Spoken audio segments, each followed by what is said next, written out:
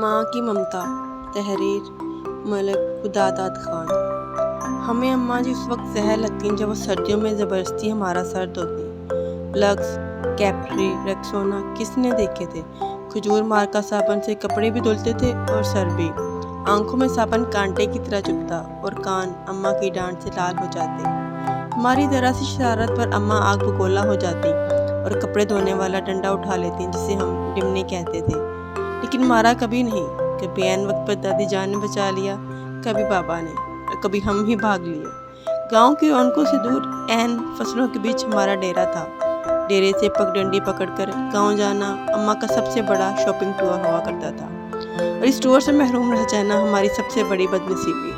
اگر کبھی اماں اکیلے گاؤں چلی جاتی تو واپسی پر ہمیں مرونڈے سے بہلانے کی کوشش کرتی۔ ہم پہلے تو ننھے ہاتھوں سے اماں جی کو مارتے، ان کا دوپٹہ کھینچتے، پھر ان کی گود میں سر رکھ کر منہ پھاڑ پھاڑ کر روتے۔ کبھی اماں گاؤں ساتھ لے جاتی تو ہم اچھلتے کودتے خوشی خوشی ان کے پیچھے پیچھے بھاگتے۔ شام گئے جب گاؤں سے واپسی ہوتی تو ہم بہت روتے، ہمیں گاؤں اچھا لگتا تھا، ماں ہم گاؤں میں کب رہیں گے؟ میرے سوال پر اماں وہی گھسا پٹا جواب دیتی، جب تو بڑا ہوگا نوکری کرے گا، بہت سے پیسے آئیں گے، تیری شادی ہوگی وغیرہ وغیرہ۔ یوں ہم ماں بیٹا باتیں کرتے کرتے طارق ڈیرے پر آ پہنچتے۔ مجھے یاد ہے گاؤں میں بابا مظفر کے ہاں شادی کا جشن تھا۔ وہاں جلنے بجھنے والی بتیاں بھی لگی تھیں اور پٹاخے بھی پھوٹ رہے تھے۔ میں نے ماں کی بہت منت کی کہ رات ادھر ہی ٹھہر جائیں، لیکن وہ نہیں مانی۔ جب میں ماں جی کے پیچھے روتا روتا گاؤں سے واپس آ رہا تھا تو نیت میں فطور آ گیا اور چپکے سے واپس گاؤں لوٹ گیا۔ شام کا وقت تھا، ماں کو بہت دیر بعد میری گمشدگی کا اندازہ ہوا۔ وہ پاگلوں کی طرح رات کے اندھیرے میں کھیتوں میں آوازیں لگاتی اور ڈیرے سے لے کر گاؤں تک ہر کونے میں لالٹین لٹکا کر جھانکتی رہی۔ رات کے جب میں شادی والے گھر سے بازیاب ہوا تو وہ شیرنی کی طرح مجھ پر حملہ آور ہوئی۔ اس رات اگر گاؤں کی عورتیں مجھے نہ بچاتی تو اماں مجھے مار ہی ڈالتی۔ ایک بار ابو جی نے اپنے پیر صاحب کو ملنے سرگودا گئے ہوئے تھے۔ میں اس وقت 6-7 سال کا تھا۔ مجھے شدید بخار ہو گیا۔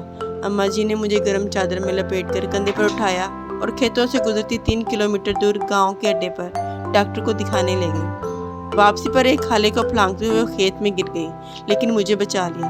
انہیں شاید گھٹنے پر چوٹ آئی، ان کے منہ سے میرے لیے حسبی اللہ نکلا۔ یہ واقعہ میری زندگی کی سب سے پرانی یادداشتوں میں سے ایک ہے۔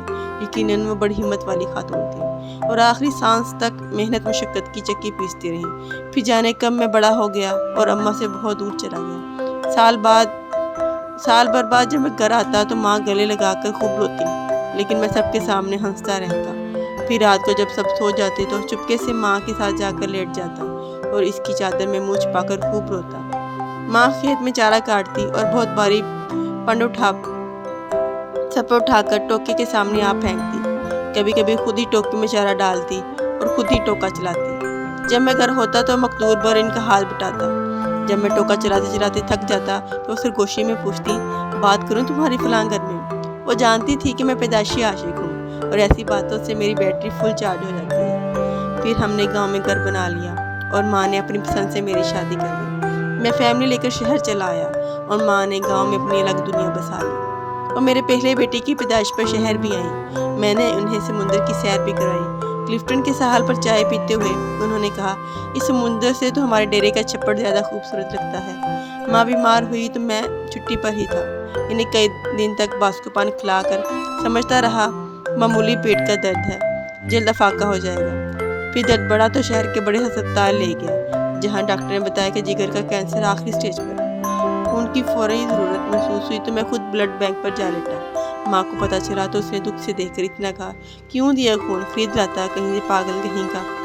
میں بمشکل اتنا کہہ سکا، اماں خون کی چند بوندوں سے تو وہ قرض بھی ادا نہیں ہو سکتا جو آپ مجھے اٹھا کر گاؤں ڈاکٹر کے پاس لے کر گئی تھی اور واپسی پر کھالا پھلانگتے ہوئے گر گئی تھی۔ وہ کھلکھلا کر ہنسی تو میں نے کہا، اماں مجھے معاف کر دینا، میں تیری خدمت نہ کر سکا۔ میرا خیال ہے کہ میں نے شاید ہی اپنی ماں کی خدمت کی ہوگی، وقت ہی نہیں ملا۔ لیکن وہ بہت فراخ دل تھی۔ بستر مرگ پر بھی جب بار بار میں اپنی کوتاہیوں کی ان سے معافی طلب کر رہا تھا تو کہنے لگی، میں راضی ہوں بیٹا، کاہے کو بار بار معافی مانگتا ہے۔ ماں نے میرے سامنے دم توڑا، لیکن میں رویا نہیں۔ دوسرے دن سر بھاری ہونے لگا تو قبرستان چلا گیا اور قبر پر بیٹھ کر منہ پھاڑ پھاڑ کر رویا۔ ماں سے بچھڑے مدت ہو گئی، اب تو یقین بھی نہیں آتا کہ ماں کبھی اس دنیا میں تھی بھی کہ نہیں۔